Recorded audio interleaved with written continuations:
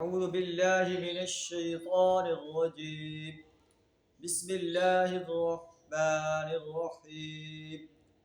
كلا إن كتاب الفجار لفي سجين وما أدراك ما سجين كتاب مرقوم ويل يومئذ للمكذبين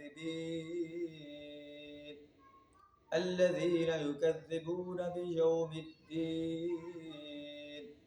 صدق اللہ العظیم.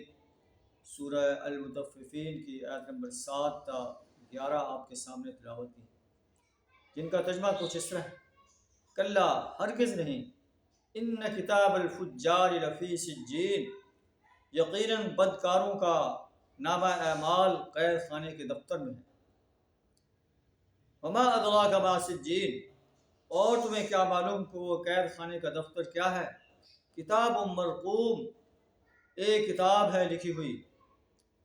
ویل یومئذ للمکذبین، تباہی ہے اس روز جھٹلانے والوں کے لیے. الذین یکذبون بیوم الدین، جو یوم جزا کو جھٹلاتے ہیں. جو لوگ یوم جزا کو جھٹلاتے ہیں پھر وہ دنیا کے اندر سرکش اور باغی بن کر رہتے ہیں، ناپ اور تول میں کمی کرتے ہیں، گناہ خطا غلط کاریاں کرتے ہیں، کہ اس لیے کہ انہیں اس بات پر یقین نہیں ہوتا کہ ہمیں اللہ کے عدالت میں کھڑے ہو کر اس کا حساب دینا ہے. وما یکذب بہ الا کل معتد اثیم، اور نہیں جھٹلاتا یوم حساب کو مگر ہر وہ شخص جو حد سے گزر جانے والا ہے اور بدعمل انسان ہے.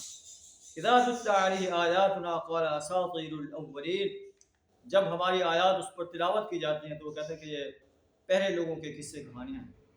کلا ہرگز نہیں، بل ران علی قلوبہم ما کانوا یکسبون، ان کے دلوں پر زنگ چڑھ گیا ہے ان اعمال کے سبب جو وہ دنیا کے اندر کر رہے ہیں، جو بدکاریاں کر رہے ہیں، ناپ اور تول میں کمی کر رہے ہیں.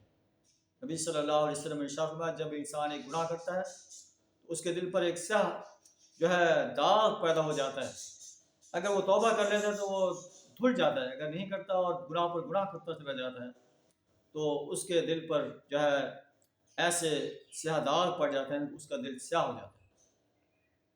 تو نبی صلی اللہ علیہ وسلم نے فرمایا کہ انسان کو چاہیے کہ ہر وقت اللہ کے حضور توبہ کرے. ان هذه القلوب تستو كما يستوي الحديد، دلوں کو بھی زنگ لگ جاتا ہے جیسے لوہے کو زنگ لگ جاتا ہے.